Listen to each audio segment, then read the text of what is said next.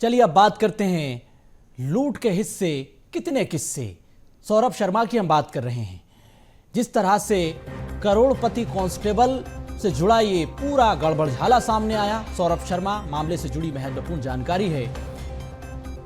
जो ठिकानों से सुराग अहम मिले हैं उसी से जुड़ा अपडेट आप तक पहुंचा रहे हैं। जयपुरिया स्कूल के दफ्तर कई राज उगल रहे हैं। जब दफ्तर पर छापामार कार्रवाई हुई तो कई एटीएम मिले हैं, सील और बिल बुक भी मिले हैं। टीकमगढ़ और ललितपुर में भी मछली पालन के दस्तावेज मिले हैं। तो कारोबार को आप समझिए मछली पालन तक जा पहुंचा है। कंप्यूटर, पेन ड्राइव, इसके अलावा कई महत्वपूर्ण दस्तावेज भी जब्त किए गए। तो ये घर दफ्तर के बाहर जयपुरिया स्कूल के दफ्तर की तस्वीरें, स्कूल के बाहर की तस्वीरें। दो तस्वीरों को आप देखिए, समझिए कि किस तरह से ये करोड़पति कांस्टेबल जो कि महज 40,000 रुपए का वेतन पाता था, 100 करोड़ से ज्यादा की संपत्ति का आसामी बन गया। ये तो रजिस्टर्ड संपत्ति है। जो बेनामी संपत्ति है रिश्तेदारों की, करीबियों की, दोस्तों के नाम पर, वो अलग है।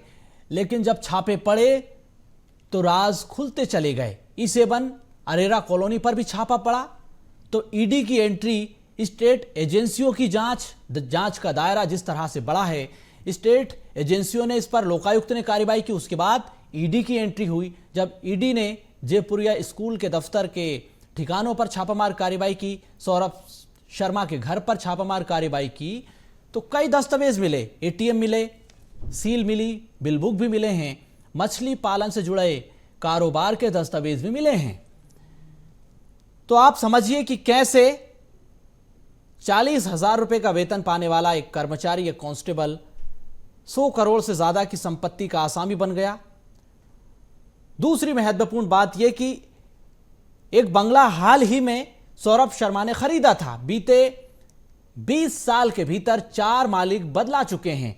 यह मनहूस बंगला जो हमने आपको कल भी दिखाया,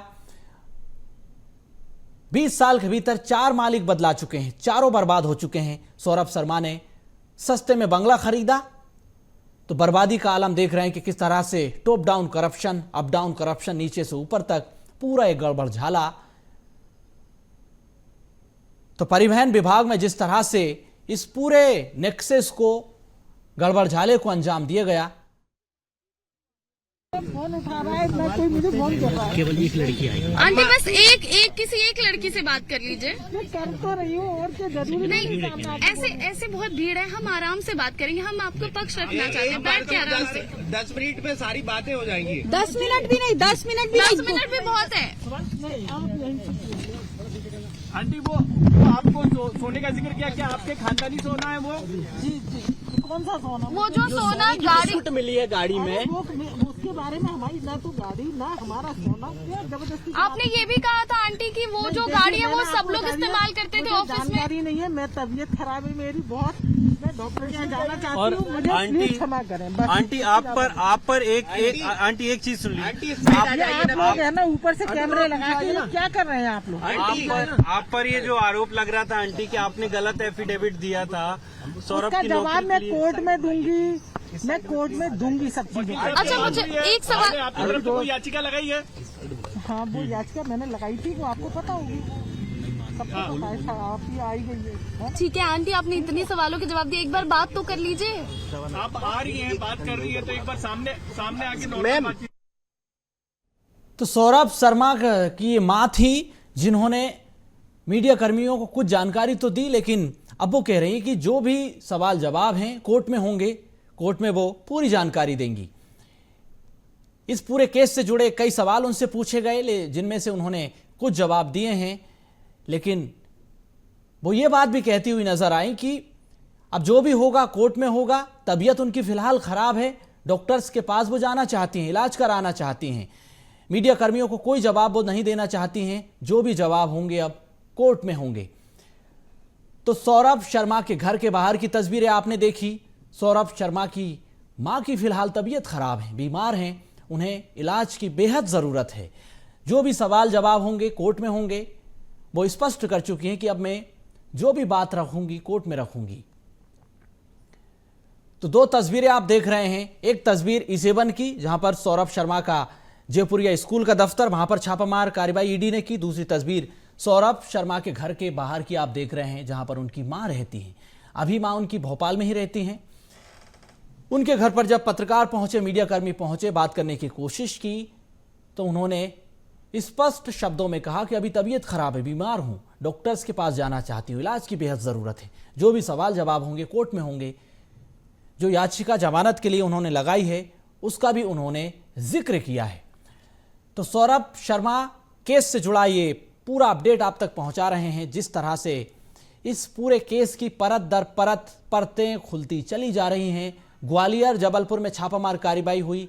जो करीबी दोस्त हैं, रिश्तेदार हैं, सब ईडी की रडार पर हैं। सबसे पूछताछ होगी, सबके बैंक खाते खंगाले जा रहे हैं। तो सवाल यही है कि लूट के हिस्से कितने किस्से, कितने राजदार, इसी पर हम अधिक जानकारी लेंगे। संवाददाता रंजन भगत हमारे साथ जुड़ चुके हैं। रंजन, ईडी की टीम ने छापामार कार्रवाई की, कई महत्वपूर्ण खुलासे भी हुए। जयपुरिया दफ्तर पर भी छापा मारा, वहां से कई एटीएम मिले हैं, सील मिली है, बिल बुक मिले हैं।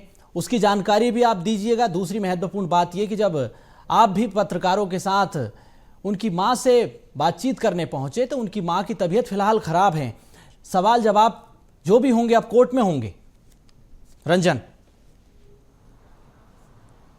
जी बिल्कुल, निश्चित तौर पर देखिए तो जिस तरीके से सौरभ शर्मा ने जो है करोड़ों का जो है काला धन इकट्ठा करके रखा था, तो इसी घर में जो है उन्होंने कई सारी सिल्लियाँ जो है वो बना करके रखी थी। चांदी की सिल्लियाँ जो है वो इकट्ठा करता था और यहाँ पर ला करके रखता था। और आप देखेंगे तो जिस तरीके से ईडी की टीम ने कल पूरे दिन कार्रवाई की है तो उसमें जो है कई बड़े खुलासे जो है वो देखने को मिले हैं। आप कह सकते हैं कि करोड़ों का कारोबार जो है ये सौरभ शर्मा करता था। और केवल यह अकेले कारोबार नहीं करता था, कई सारे कंस्ट्रक्शन कंपनियों के साथ जो है ये काम करता था, जिसमें कि अगर हम बात करें तो भोपाल के जो बड़े बड़े बिल्डर है उसके साथ साठगांठ करके जो है ये पूरा काम करता था। अगर हम बात करें तो सौरभ शर्मा की मां जो है आज पहली बार कैमरे के सामने आई और उन्होंने कई बड़ी जानकारी जो है वो दी है, जिसमें कि सीधा तौर पर कहें तो सौरभ शर्मा जो है कार्रवाई के 5 से 6 दिन पहले ही जो है इस घर से फरार हुआ था। अगर हम बात करें तो इसी घर में जो है वो पूरा जो सामान है वो इकट्ठा करते थे। कई सारे ऐसे अवैध दस्तावेज मिले हैं जिसमें कि केवल भोपाल में नहीं, ग्वालियर, जबलपुर जैसे अलग अलग जगहों पर इसने प्रॉपर्टी खरीद कर रखी थी। आप देख सकते हैं ये घर की तस्वीर है। और यहाँ पर कल जब ईडी कार्रवाई करने पहुंची थी तो कई बड़े दस्तावेज जो है वो उनको प्राप्त हुए हैं, जिसमें कि एटीएम कार्ड से लेकर के अलग अलग जगहों पर जो इसने जमीन खरीद के रखी थी। और साथ ही साथ अगर हम बात करें तो टीकमगढ़ और ललितपुर में जो है मछली पालन के लिए जो है ये काम करना चाहता था। कई जगहों पर इसने जो है स्कूल खुलवा के रखी थी, जो कि बिल्कुल अवैध रूप से कई सारी जमीनें थी। अगर हम बात करें तो यहाँ पर पूरी कार्रवाई जब की गई तो एटीएम कार्ड भी प्राप्त हुए हैं, बैंक अकाउंट के डिटेल भी प्राप्त हुए हैं। अब जो ईडी जो है वो सिरे से जांच कर रही है कि किस तरीके से जो है ये कार्रवाई की गई है और कितने लोग इसमें सम्मिलित थे और सौरभ शर्मा का जो पैसा है वो कहां से आता था। हवाले के एंगल से भी जो है अब ईडी की टीम जो है वो लगातार जांच कर रही है। कंप्यूटर और पेन ड्राइव जो है वो खंगाले जा रहे हैं कि ये जो ट्रांजैक्शन करता था सौरभ शर्मा वो किस किस खाते में करता था, क्योंकि सौरभ शर्मा ने केवल अपने नाम से नहीं बल्कि अपनी पत्नी और अपने साले के नाम से भी जो है जमीन कई जगहों पर खरीद कर रखी थी।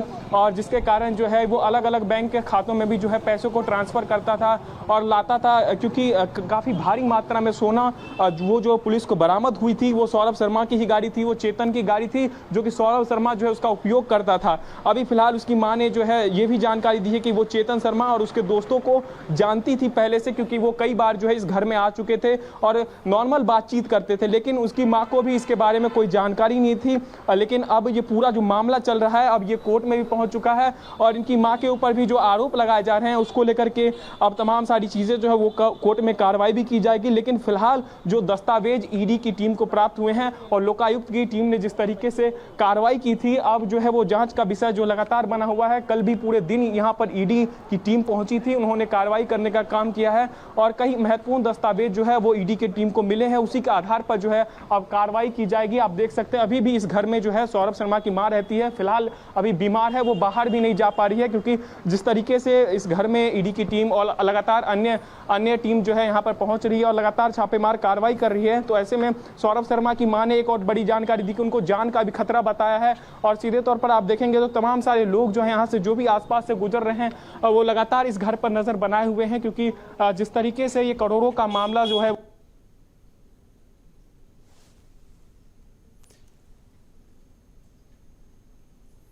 बिल्कुल रंजन, जी बिल्कुल रंजन, महत्वपूर्ण जानकारी आप दे रहे हैं। इस खबर पर आप नजर बनाए रखिएगा, जो भी अपडेट हो हम तक जरूर पहुंचाएं। तो राजदारों की बात होगी, हिस्सेदारों की, किस्सेदारों की, साझेदार, सब पर कार्रवाई होगी। ईडी की नजर अब सौरभ शर्मा के करीबियों पर, दोस्तों पर, रिश्तेदारों पर है। रंजन, आपने बताया कि जिस तरह से ईडी इस पूरे केस की जांच कर रही है, उनकी मां ने जो बयान दिया है कि जान को खतरा है, किस तरह की जान का खतरा है उनको, क्या पुलिस सुरक्षा मुहैया कराएगी उनको? दूसरी बात ये कि इलाज की उन्हें बेहद जरूरत है, तो उनका इलाज भी होना है। जी बिल्कुल, निश्चित तौर पर अगर हम बात करें तो सौरभ शर्मा की मां जो है लगातार अपने आप को बीमार भी बता रही है, क्योंकि लगातार ईडी की टीम जिस तरीके से कार्रवाई कर रही है, तो ऐसे में उनको जो है घर से भी बाहर जो है वो निकलने नहीं दिया जा रहा है। लगातार यहाँ पर जो अलग अलग टीमें पहुंच रही है, उनसे पूछताछ जो है वो कर रही है। आप देखेंगे तो तमाम सारे लोग जो है वहाँ पर पहुंचे हैं। यहाँ पे कुछ ये यहाँ पर काम करते हैं, हम इनसे बातचीत करने की भी कोशिश करेंगे। आप यहाँ पर काम करते हैं, ये बताइए सौरभ शर्मा यहाँ पर कितने दिन से गायब थे? सर 16 तारीख से नहीं है। जब ईडी की कार्रवाई हुई थी, लोकायुक्त की कार्रवाई हुई थी, तब यहाँ पर सौरभ शर्मा मौजूद थे? नहीं। उनकी माँ की स्थिति क्या है? क्योंकि आप घर के अंदर काम करते हैं, आप अच्छे से बता पाएंगे वो उनकी माँ की स्थिति अभी क्या है? तबीयत खराब है, बोले हार्ट पेशेंट है, मतलब तो कल बुखार भी आ गया था उनको, तो अभी भी मतलब दवाई खा के लेटी है। उनको बाहर जाने नहीं दिया जा रहा है? नहीं बाहर तो जाती है, बाहर कौन मना कर रहा है? नहीं जान का खतरा भी बता रही है वो, क्या कहेंगे इस पर? क्या उनको पुलिस सुरक्षा वगैरह, क्या टीम जो कल पहुंची थी ईडी की टीम, क्या पूछताछ की गई उसके बारे में कुछ जानकारी? नहीं सर, मेरे को तो यहाँ पर अगर हम बात करें, चांदी सोना वो रखा जाता था, कई सारे दस्तावेज सौरभ शर्मा ने इकट्ठा करके रखे थे। जब बातचीत होती होगी तो आप भी वहाँ पर मौजूद होंगे, कुछ ऐसी जानकारी आप देना चाहें? नहीं सर, नहीं। तो निश्चित तौर पर आप देखेंगे तो ये यहाँ पर काम करते हैं और ये लगातार जो है कह रहे हैं कि सौरभ शर्मा की मां की हालत जो है वो काफ़ी ख़राब है, वो बाहर भी जाना चाहती है, लेकिन लगातार जिस तरीके से अलग अलग टीम यहाँ पर आकर के पूछताछ कर रही है, कार्रवाई कर रही है, तो ऐसे में वो भी काफ़ी परेशान है। उन्होंने कोर्ट में अपील भी की है। अब जितनी भी जानकारी होगी, सौरभ शर्मा फिलहाल अभी कहाँ पर है उनकी माँ को भी ये पता नहीं है, क्योंकि सौरभ शर्मा से कई दिनों से उनसे भी कॉन्टैक्ट नहीं हो पाया है। तो ऐसे में उनकी माँ की जो स्थिति है उस पर भी जो है लगातार ईडी की टीम जिस तरीके से पूछताछ कर रही है और कई सारे दस्तावेज खंगाल रही है, तो कई बड़े खुलासे जो है वो देखने को मिल रहे हैं। केवल भोपाल में ही नहीं बल्कि जबलपुर और ग्वालियर में भी जो है इन्हें कई सारी अवैध प्रॉपर्टी जो है सौरभ शर्मा ने खरीद के रखी थी। और इसके दोस्त चेतन गौड़ जो कि इसके साथ साझेदारी इसके साथ काम करता था, उसी के गाड़ी में जो है 52 किलो सोना मिला था। अब पूरे सिरे से जो है ईडी की टीम जो है वो जांच कर रही है कि आखिर ये सोना बिल्कुल रंजन, तो गहरे राज खंगालने की कोशिश कर रही है ईडी की टीम। पन्नों को खंगाला जा रहा है, दस्तावेजों को खंगाला जा रहा है, रिश्तेदारों, करीबियों, दोस्तों, सब पर ईडी की नजर है। आप भी नजर बनाए रखिएगा। बहुत धन्यवाद आपका जानकारी के लिए।